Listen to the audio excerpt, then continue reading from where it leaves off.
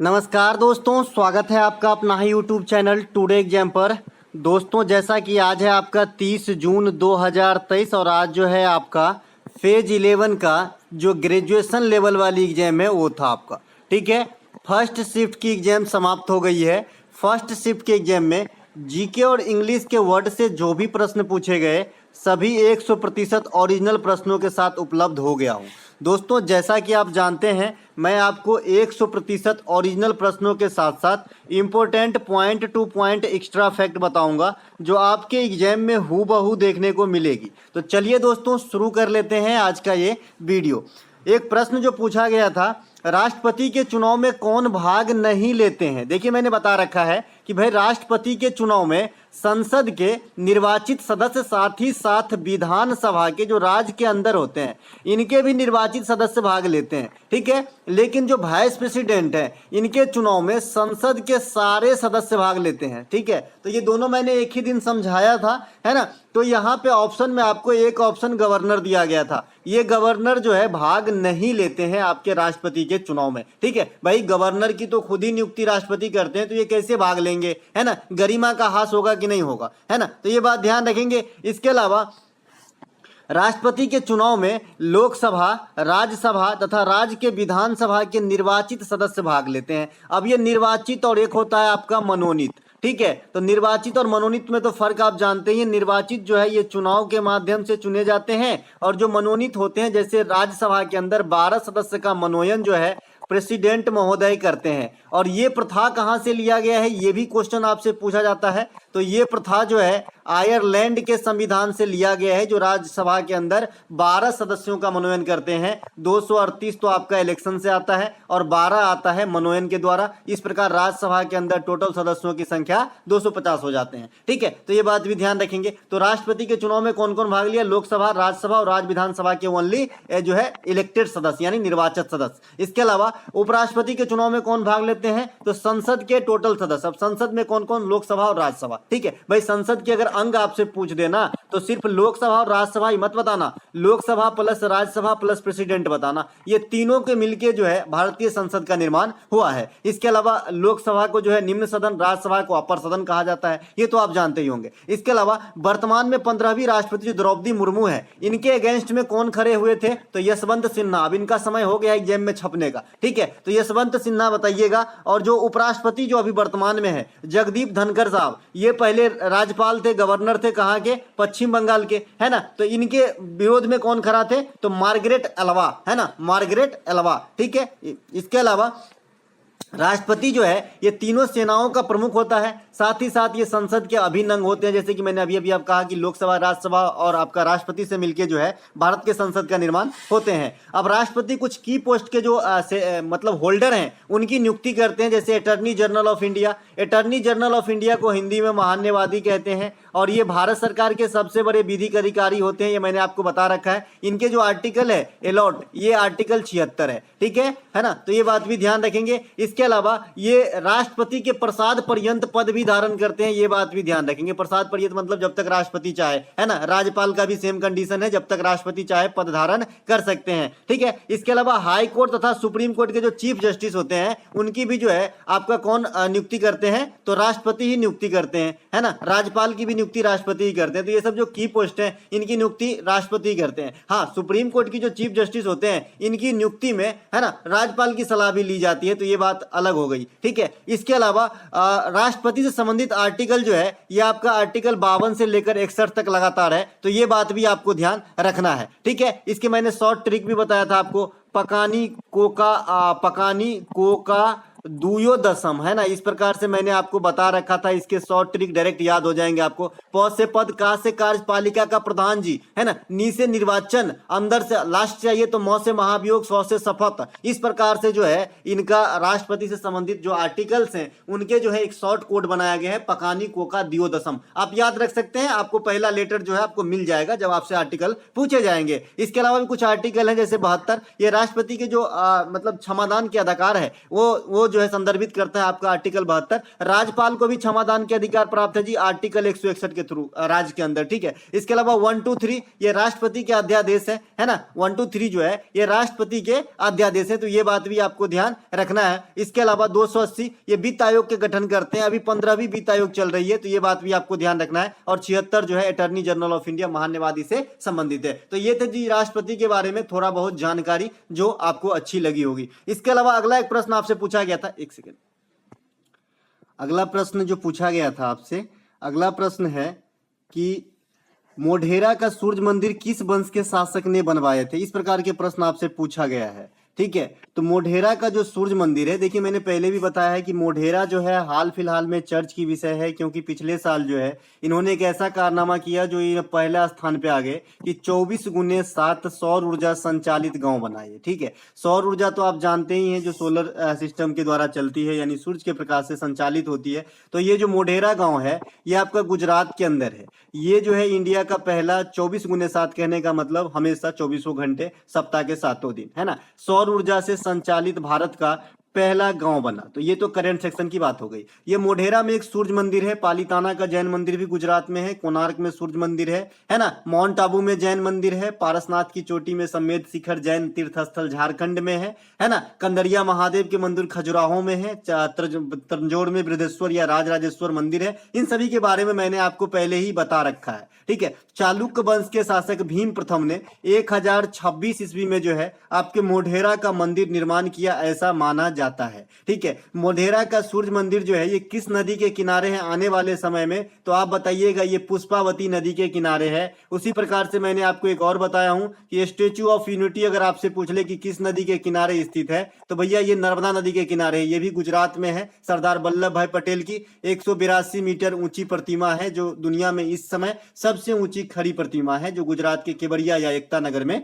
स्थित है। तो मोढेरा का सूर्य मंदिर जो है ये पुष्पावती नदी के किनारे, स्टेच्यू ऑफ यूनिटी नर्मदा नदी के किनारे। यहाँ पे ये दो बात भी हमारा ध्यान रखिएगा। इसके अलावा कोणार्क का सूर्य मंदिर जो है ये गंग वंशीय शासक नरसिम्हा देव ने बनवाया, ऐसा माना जाता है। तो ये बात भी ध्यान रखिए। कोणार्क के सूर्य मंदिर कहाँ है? उड़ीसा में। 10 रुपए की नोट के पीछे में आप सूर्य मंदिर को दर्शन कर सकते हो घर बैठे। इसके अलावा तंजौर के जो बृहदेश्वर मंदिर है, तंजौर में जो बृहदेश्वर मंदिर है या फिर राजराजेश्वर मंदिर है, इसे चोल शासक राजराज प्रथम ने बनवाया था। तो ये बात भी ध्यान रखेंगे। इसके अलावा मोढेरा जो है भारत का 24 घंटे संचालित सौर ऊर्जा ग्राम बना, ये तो मैं बता ही दिया। पालीताना का जैन मंदिर भी गुजरात में स्थित है, तो ये बात भी ध्यान रखना है। इसके अलावा मैंने अभी बताया जो पूछा जाता है आपके एग्जाम में, कंदरिया महादेव मंदिर जो कहाँ पे है? खजुराहो में। खजुराहो कहाँ है भाई? मध्य प्रदेश में। सांची का स्तूप कहाँ है भाई? तो ये भी आपका जो है मध्य प्रदेश के अंदर स्थित है। भीमबेटका का गुफा है, बाघ गुफा है, ये सभी अमरकंटक की चोटी है, ये ना नर्मदा नदी है, धुआंधार जलप्रपात है, ये सभी जो है आपका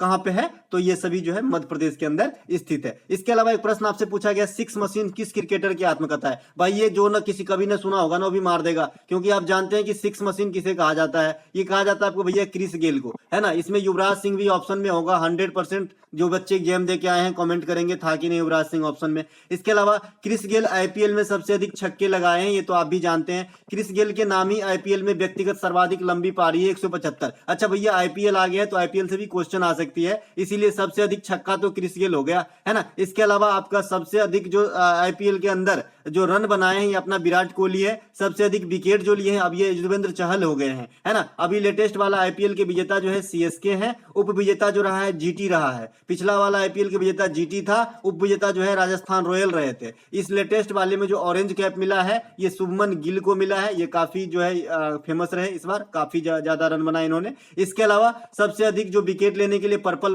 कैप मिला है ये समी को मिला है। तो ये सभी बात जरूर ध्यान रखेंगे आईपीएल के डाटा से। इसके अलावा कुछ अन्य खिलाड़ी जिनके यहाँ पे किताब का नाम है ये सेंचुरीज नोट एनफ, सब दिन बताते हूँ, सौरव गांगुली की पुस्तक है। और ये सौरव गांगुली जो है अभी अभी बीसीसीआई के जो है अध्यक्ष पद से रिटायर हुए हैं और इनके जगह पे जो है रोजर बिन्नी साहब जो है डिप्यूट हुए हैं बीसीसीआई के अध्यक्ष में। देखिए बीसीसीआई की स्थापना कब हुई? बार बार टीसीएस आपसे एग्जाम कर रहा है, 1928 में हुआ था, है ना। इसके अलावा इसके प्रथम अध्यक्ष ग्रैंट गोवन थे और वर्तमान में रोजर बिन्नी जो है बीसीसीआई के अध्यक्ष है। मुख्यालय कहाँ पे है? मुंबई के अंदर है। बीसीसीआई कई सारे ट्रॉफी का ऑर्गेनाइज करवाता है, जैसे मुश्ताक अली, विजय हजारे, रणजी, है ना। ये सब जो है आपका कौन करवाता है, बीसीसीआई ही करवाता है, ठीक है। इसके अलावा प्लेइंग इट माय वे किसकी किताब है, सचिन तेंदुलकर की किताब है। स्टेट फ्रॉम द हार्ट ये किसकी किताब है, तो भाई ये कपिल देव की किताब है। अच्छा दोस्तों, आप जो स्क्रीन पे अभी एक लोगो देख रहे हैं, इसके बारे में कल जो है हमने पोस्ट करा था। और दोस्तों ये किस लिए करा था, वीडियो के अंत में आप इसमें सुन ही लिए होंगे कि मैं क्यों ये कर रहा था। तो जो बच्चे इच्छुक हैं, आज ये लास्ट डेट है, क्योंकि भाई ऐसा नहीं कि कल के बाद आपकी एंट्री नहीं होगी, लेकिन कल से क्लास स्टार्ट हो जाएगी, है ना। ये जो क्लासेस हैं, जो बहुत सारे बच्चे कंफ्यूजन है कि भाई 25 रुपए पर पीडीएफ है क्या, तो ऐसा ऐसा होगा क्या 25 रुपए पर पीडीएफ, मुझे अरबपति बनना है क्या भाई। 25 रुपए पर पीडीएफ नहीं है, आपको 25 रुपए में टोटल 57 सेट की जो मैं एमटीएस 2022 में पूछे गए सभी सेट जो मैं एक्स्ट्रा फैक्ट के साथ कराऊंगा यूट्यूब पे, वो तो फ्री ही है ना। तो जिसको लगता है कि मुझे बिना पीडीएफ का भी काम चल जाएगा, उसको लेने की कोई जरूरत नहीं है। लेकिन जिसको लगता है कि मुझे पीडीएफ चाहिए, तो है ना, तो वो 25 रुपया मात्र पे करेंगे और ये 57 क्लास की जो है आपको पीडीएफ एक्स्ट्रा फैक्ट के साथ मिल जाएगी, है ना। और ये पीडीएफ कब मिलेगी, तो एक ही साथ नहीं मिलेगी। बहुत सारे बच्चे के मन में ऐसा है कि आज मैंने पैसा पे किया, कल मुझे ये पूरा पीडीएफ मिल जाएगा क्या, तो ऐसे नहीं मिलेगा। जैसे मैं कल एक क्लास लूंगा, है ना, तो उसी की पीडीएफ जो है आपको अगले दिन मतलब उसी दिन मिलेगा, फिर नेक्स्ट क्लास की पीडीएफ नेक्स्ट दिन, ऐसे करके मिलेगा। तो ये ऐसे आप जो है देख लीजिएगा, ठीक है। इसके अलावा विशेष जानकारी के लिए इस व्हाट्सएप पे जो है आप हाई करेंगे तो आपको जो है बता दिया जाएगा। इसके अलावा चलते हैं आगे।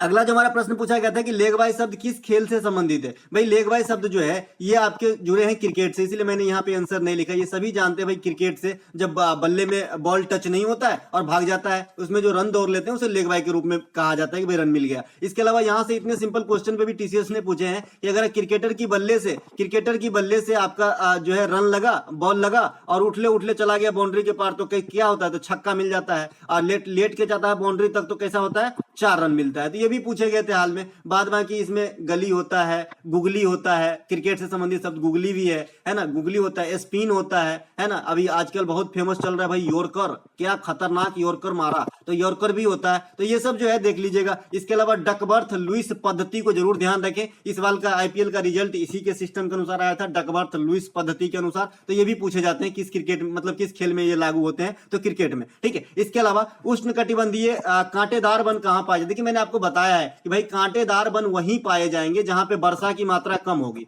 अब वर्षा होगा ही नहीं तो फलेगा फूलेगा क्या। अगर आप प्रोटीन नहीं लोगे तो कैसे आप बढ़ोगे। बॉडी बिल्डर कहा जाता है प्रोटीन को, ये बात भी ध्यान रखेंगे। तो प्रोटीन ही नहीं लेंगे तो भाई कई प्रकार के रोग हो जाते हैं, इसमें क्वासियोरकर एक जो है प्रमुख रोग है प्रोटीन की कमी से, है ना। तो फलते फूलते नहीं है। तो उसी प्रकार से मरुस्थलीय पौधा जो होता है वो वर्षा की कमी के कारण ज्यादा फलते फूलते नहीं है, तो कंटीली पौधा हो जाता है, उसकी पत्ती ज्यादा चौड़ी नहीं होती है ना। तो कंटीली पौधे कहां मिलेंगे आपको, मरुस्थलीय वाली क्षेत्र में, है ना। मरुस्थलीय इलाके जहां पे वर्षा 25 सेमी से कम होती है, तो यहीं पर इसका आंसर होना था, है ना। जैसे नीम की पेड़ हो गया, खैर की पेड़ हो गई, खजरी की पेड़ हो गई, ये सब आपकी कहां पे है, मरुस्थलीय क्षेत्र की पेड़ है, ठीक है। पलास भी कर लीजिएगा, पलास भी मिलेगा, पलास भी मिल जाएगा। इसके अलावा खजूर भी मिल सकता है। इसके अलावा अगला जो प्रश्न है हमारा बबूल भी कर लीजिएगा, बबूल, है ना, बबूल जो होता है ना कांटे वाला, ये भी आपको मिल सकता है जी, है ना। इसके अलावा अगला जो प्रश्न है युगलीना किससे संबंधित है। भैया युगलीना जो है ये पादप और जंतु जगत के बीच को जो है आपका एक कड़ी का काम करता है ना। ये पादप और जंतु जगत के बीच के कड़ी के रूप में काम करते हैं। युगलीना को हम प्राणी के संग में रखते हैं, प्राणी मानते हैं इसे, एनिमल मानते हैं, ठीक है। इसके अलावा ये आपके ऑप्शन दिए गए थे साइकोलॉजी प्लांट्स इस प्रकार के। युगलीना प्रोटोजोआ संघ से बिलोंग करते हैं, जो एक कोषीय जीव होते हैं। देखिए जीव भी कई प्रकार के होते हैं, एक कोषीय और बहुकोषीय भी होते हैं, है ना। तो युगलीना कैसे भाई, एक कोषीय है, एक कोषीय, कोशिका मतलब सेल भाई, है ना।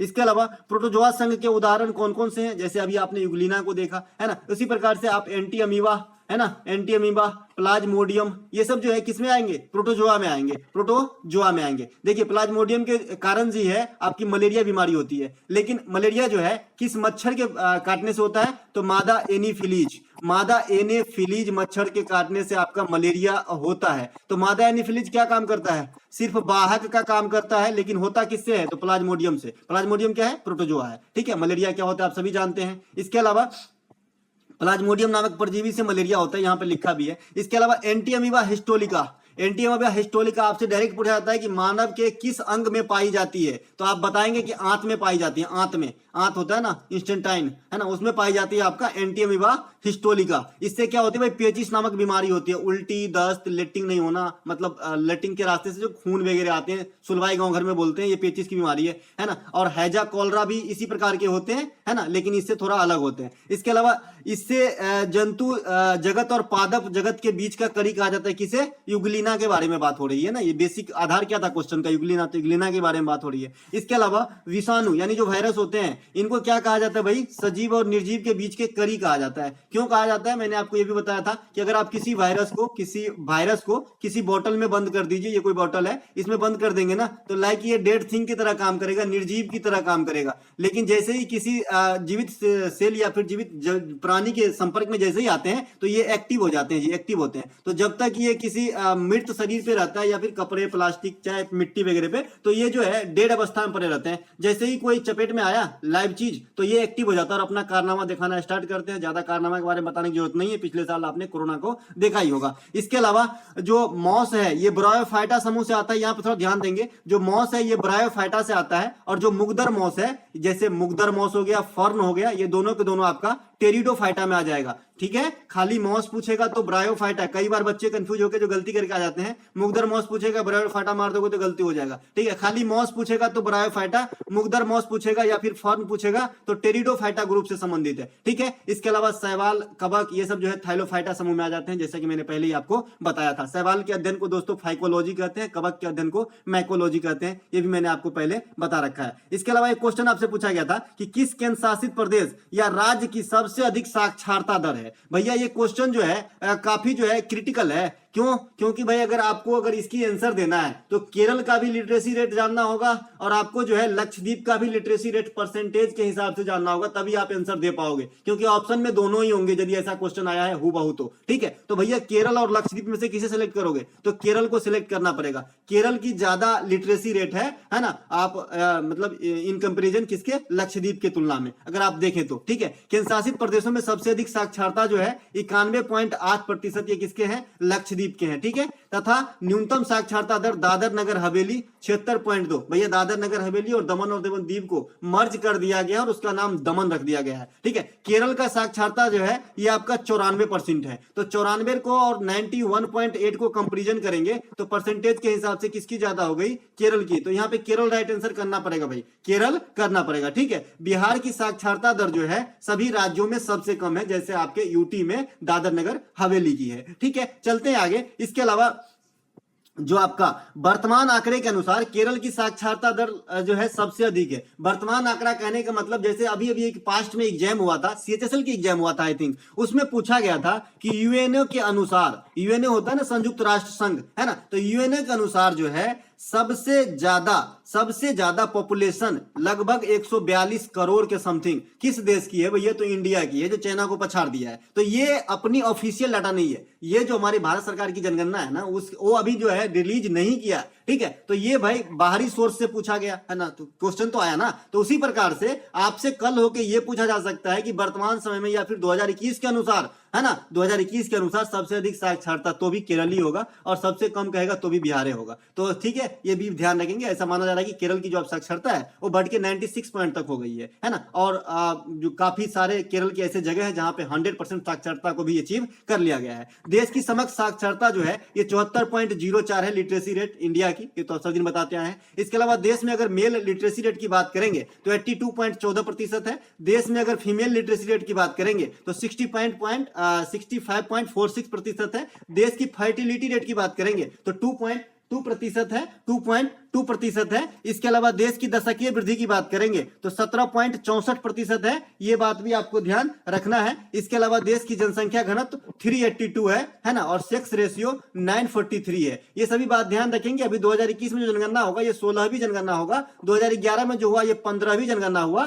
भारत में 1972 में जनगणना की मेयो के समय शुरुआत हुआ था। 1881 कर लीजिएगा, 1881 से रिपन के समय जो है लगातार आपका जनगणना हो रहा है ना। आजादी के बाद जो 2021 में जनगणना होगी ना, ये आपका 8वीं जनगणना होगी। तो ये बात सभी एक एक बात को जो है क्लियर करके ध्यान रखेंगे, तभी आपका जो है एग्जाम में गलती नहीं होगा। अगला एक प्रश्न पूछा गया था कि ईस्टर डे कब मनाया जाता है ना, ईस्टर डे कब सेलिब्रेट किया जाता है ना। तो ईस्टर डे जो होता है ना, आप जैसे कि जानते हैं कि जो ईसाई धर्म के पैगंबर हैं ईसा मसीह, तो ईसा मसीह को जो है गुड फ्राइडे के दिन सूली पे चढ़ा, जो इनकी मृत्यु हुई थी, है ना, गुड फ्राइडे के दिन, ठीक है। तो उनके 3 दिन के बाद ऐसा माना गया है कि वो जीवित हो गए थे, और इस जीवित यानी पुनर्जन्म की खुशी के कारण जो है ईसाई समुदाय के लोग जो है ईस्टर नामक एक त्योहार मनाते हैं, ठीक है। तो ये कई प्रकार से आपके ऑप्शन में आंसर जो को दर्शाया गया होगा, हो सकता है ऐसे दर्शाया गया हो कि ईसा मसीह के पुनर्जन्म के अवसर पे, या फिर ऐसा दर्शाया गया हो कि गुड फ्राइडे के 3 दिन के बाद, है ना, या फिर ऐसा दर्शाया गया हो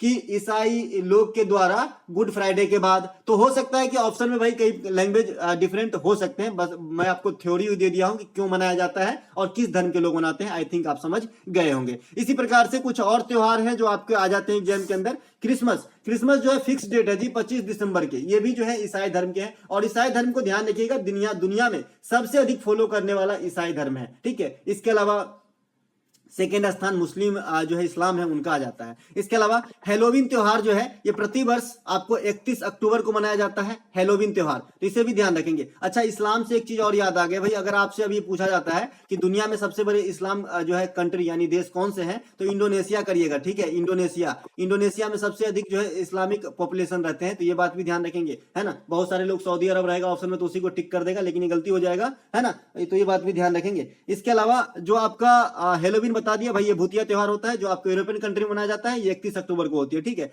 इसके अलावा मकर संक्रांति, ये भी फिक्स डेट है, ये 14-15 जनवरी को होते हैं इंडिया के अंदर, है ना, फसली त्योहार है। और आपका जो है नॉर्थ इंडिया में मकर संक्रांति, उसी प्रकार से केरल में मकर विलक्कू, और तमिलनाडु के अंदर पोंगल, गुजरात के अंदर उत्तरायण, इसे अलग अलग नामों से हम जानते हैं। चलते हैं आगे। अगला एक प्रश्न आपको मस्क्यूटो का जो है आपका करेक्ट स्पेलिंग पूछा गया था, आपको गलत करके दिया गया था। मॉस्क्यूटो का करेक्ट स्पेलिंग होता है MOSQUITO, मॉस्क्यूटो माने मच्छर, ठीक है। इसके अलावा अगला एक प्रश्न आता है कि पार्लियामेंट में कितने बिल से क्वेश्चन आया था, लेकिन ये क्वेश्चन क्लियर नहीं है, तो अगर आपने एग्जाम दिया है तो मुझे क्वेश्चन सेंड कीजिएगा, आगामी शिफ्ट में मैं आपको डिस्कस कर दूंगा। ओलंपिक में कौन सा इंडियन प्लेयर हॉकी के कप्तान थे, या इस प्रकार से भी क्वेश्चन आए हैं। देखिए, मैंने ओलंपिक से सभी जो इंपोर्टेंट ओलंपिक जो हॉकी के लिए रहा, वैसे तो हॉकी के लिए हर ओलंपिक ही इंपोर्टेंट रहा, क्योंकि आप जानते हैं कि पहले हमारी एक अलग पहचान थी, जब भी हम ओलंपिक में हॉकी टीम को जाते थे तो गोल्ड जीत के आना ऐसा तय था, है ना। तो मैं कुछ यहाँ पे रख लिया हूं, अगर क्वेश्चन इसमें से आया हो तो आप आंसर मिला लीजिएगा। टोक्यो ओलंपिक 2020 में मनप्रीत सिंह कप्तान थे, जो लेटेस्ट वाली हुई थी, है ना। इसके अलावा जो इस हॉकी टीम ने कौन से पदक जीता आपका टोक्यो में, तो एक कांस्य जीते थे, कांस्य, है ना। इसके अलावा कांस्य मतलब ब्रॉन्ज, है ना। भारत का प्रथम गोल्ड, अच्छा, टोक्यो ओलंपिक में 7 पदक प्राप्त हुए थे हमें, 1 गोल्ड, 2 रजत और 4 जो है ब्रॉन्ज, है ना। तो ये बात भी ध्यान रखेंगे। भारत को जो पहला गोल्ड मिला था ना, ये 1928 में एम्स्टर्डम ओलंपिक में मिला था, है ना। इनके कप्तान कौन थे, जयपाल सिंह मुंडा। ये भी आपसे HCM के एग्जाम में पूछा गया है। बच्चे जो लोग बोलते हैं कि भाई HCM में काम करेगी, CGL में काम करेगी, CCL में काम करेगी, अलग अलग जो पैटर्न पूछते, मतलब एग्जाम के नाम लेके पूछते हैं ना, मैं बोलता हूं जीके जहां जहां आता है ना, मेरे द्वारा दिया गया एक्स्ट्रा फैक्ट आपको हर जगह काम आएगी। अगर आप मुझे कुछ भी दिनों से फॉलो कर रहे हैं तो ये बात आप बखूबी जान ही गए होंगे। इसके अलावा मेजर ध्यानचंद की कप्तानी वाली जो बर्लिन ओलंपिक हुई, है ना, 1936, है ना, इसमें जो है गोल्ड जीते थे, ठीक है। इनमें जो है गोल्ड जीते थे। वहां जर्मन के कई सारे नेता जो है मेजर ध्यानचंद से काफी प्रभावित हुए थे। इसे हॉकी का जादूगर यूं ही नहीं कहा जाता, और इन्हीं के जन्मदिन पे आपको 29 अगस्त को राष्ट्रीय खेल दिवस सेलिब्रेट करते हैं। और आपका जो है इस बार का हॉकी के जो जादूगर है मेजर ध्यानचंद पुरस्कार, इनके नाम पे जो पुरस्कार दिया जाता है, ध्यानचंद पुरस्कार 2023 जो है ये टेबल टेनिस स्टार शरद कमल को दिया गया, जो इकलौते विजेता है ना। 2023 में नहीं, 22 वाला दिया गया है, 23 में, तो ये बात भी ध्यान रखेंगे। एक साल जो है बैक चलता है, जैसे 23 में आप चर्च में है तो 22 वाला है, ठीक है। इसके अलावा हॉकी खेल में जो है कितने प्लेयर होते हैं, तो 11 भाई। हॉकी में, क्रिकेट में, इस सब में जो है 11 है ना। फुटबॉल में भी 11 है, रग्बी फुटबॉल में 15 है, बेसबॉल में 9 है, वॉलीबॉल में 6 है, बास्केटबॉल में 5 है ना। इस प्रकार से ध्यान रखेंगे। इसके अलावा भारत को ओलंपिक में हॉकी के अंदर 8 पदक प्राप्त हुए हैं, और 2 में एगो अभिनव बिंद्रा जो व्यक्तिगत रूप से प्रथम बार जीते 2008 में, और अभी टोक्यो ओलंपिक 2020 में एक नीरज चोपड़ा जीते। तो 10 गोल्ड आपको जो है ओलंपिक के अंदर भारत को प्राप्त हुआ है। भारत ओलंपिक में 1900 से भाग ले रहा है, ओलंपिक की शुरुआत 1896 से हुआ था। तो ये सब बात ध्यान रखेंगे। इसके अलावा आपसे नादिर का 1 वर्ड पूछा गया है। देखिए, नादिर मतलब क्या होता है, गर्त मतलब गर्त कई सेंस में आप यूज कर सकते हैं। अगर आप ऊंचाई माप रहे हैं तो भाई गर्त मतलब खड्डा, अगर किसी की कंडीशन माप रहे हैं तो गर्त मतलब बहुत पिछड़ा हुआ, काफी मतलब बहुत आउट ऑफ सिलेबस कह सकते हैं गर्त, तो है ना, तो भाई कई सेंस में आप यूज कर सकते हैं। तो नादिर का मतलब होता है गर्त, है ना, तो इसका उल्टा सॉरी वन वर्ड पूछा गया था, तो जो भी सेंस देता होगा ना गर्त का, जैसे गर्त का बॉटम भी हो जाएगा। एक प्लिंथ भी हो सकती है। प्लिंथ मतलब क्या होता है कि कोई चीज का जो नींव होती है उसकी नीचे की तलछटी, है ना, तो ये भी हो सकती है। तो देखिएगा कि ऑप्शन में क्या था। वैसे मैं बता दूं कि नादिर शाह एक शासक का भी नाम है, तो ये बात भी ध्यान रखेंगे। नादिर शाह जो है ना, ये इसे ईरान का नेपोलियन कहा जाता है, ईरान का नेपोलियन कहा जाता है। और ये यही आदमी है जो इंडिया से तख्ते तौस, है ना, जो आपका शाहजहां ने बनवाया था, जिसे मयूर सिंहासन कहा जाता है, तो इसे लूट के ले गया था भारत से, और कोहिनूर हीरा भी ले गया था। लेकिन कोहिनूर हीरा जो है वर्तमान में इंग्लैंड के पास है। इसके अलावा जो एंटोनेम होती है आपका नादिर का, एंटो मतलब उल्टा, तो जेनिथ हो जाएगा, जेनिथ हो जाएगा, टॉप हो जाएगा, पीक हो जाएगा, पैरामाउंट हो जाएगा।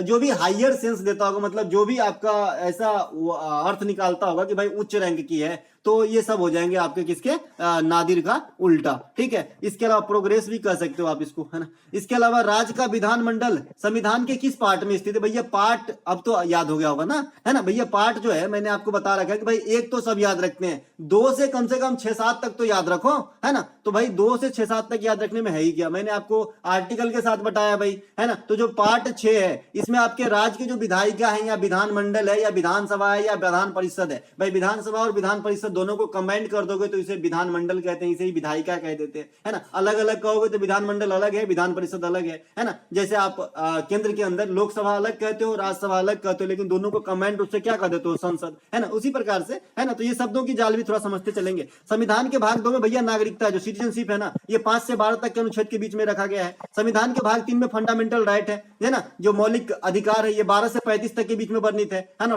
कहाँ के संविधान से लिया गया है? अमेरिका के संविधान से। कितने हैं? 6 है ना। संविधान के भाग 4 में डीपीएसपी या नीति तत्व है, जो 36 से 51 तक के बीच में वर्णित है। कहां से लिया गया भाई? आयरलैंड के संविधान से। संविधान के भाग 5 में क्या है? द यूनियन है, यानी केंद्र की जो भी बात है, यानी राष्ट्रपति से लेके सुप्रीम कोर्ट तक, है ना, जो भी बड़े बड़े की पोस्ट है, मतलब केंद्र स्तर पे, जैसे अटॉर्नी जनरल ऑफ इंडिया इसी में आ जाएगा, है ना। तो ये सब जो है आपके 52 से 151 तक के बीच में आ जाता है, जो आपका यूनियन को जस्टिफाई करता है। इसके अलावा जो राज्य है ये 152 से 237 के बीच में है। इसके अंदर हाई कोर्ट, राज्यपाल, महाधिवक्ता, सीएम, ये सभी आ जाएंगे जी। ठीक है, पंचायत जो होता है गांव में, ये सब भी इसी में। ग्राम पंचायत, एक सेकेंड, उसके लिए तो भाग अलग क्रिएट है, नहीं इसमें नहीं रखिएगा। ग्राम पंचायत एक अलग चीज है, ठीक है, उसको अलग रखिएगा। ग्राम पंचायत तो भाग 9 में है, ठीक है। तो ये बात अलग थोड़ा सा यहाँ पे फिसल गया है ना, ठीक है। बाद बाकी सुधार लीजिएगा। भाग 6 में जो है आपका राज्य है 152 से 237 तक, और जैसे मैंने बताया जो भी की पोस्ट है, गवर्नर, महाधिवक्ता, सीएम, है ना, हाईकोर्ट वगैरह, ये सब इसमें आ जाएंगे। ठीक है,